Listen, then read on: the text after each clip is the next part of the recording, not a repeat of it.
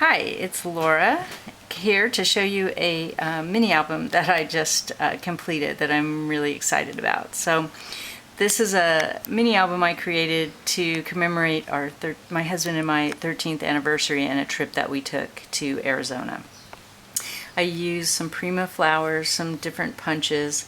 I distressed the edges with Tim Holtz, I think walnut stain, and then a couple other fun little doodads. The paper I used was My Mind's Eye, Lost and Found 2, and for this one I actually cut out the glittered accent. I fussy cut that to put it on because it wasn't really in that space, but I wanted to tie in the greens and the kind of golden colors and the glitter.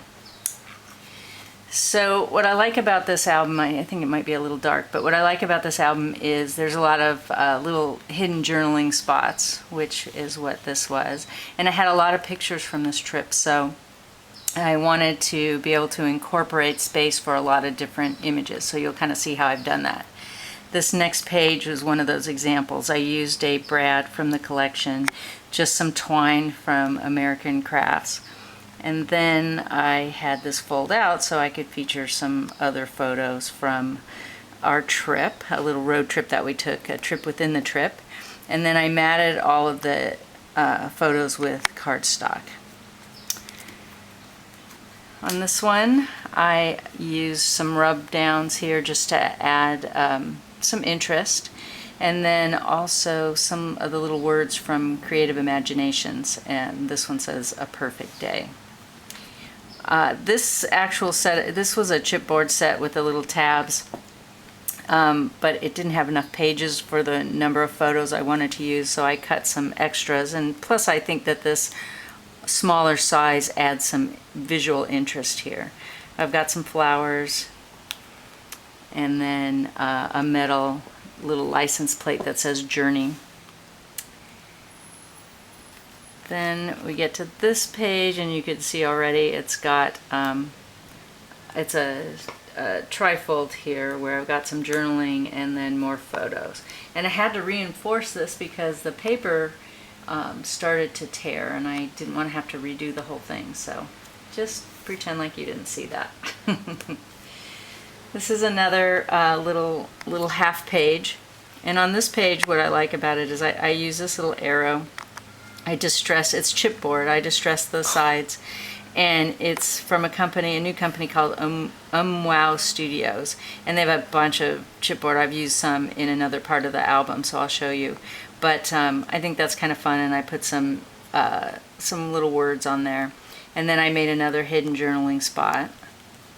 And what's kind of clever about that is when you flip it up to this side, there's journaling on this side, and it's kind of upside down, right side up.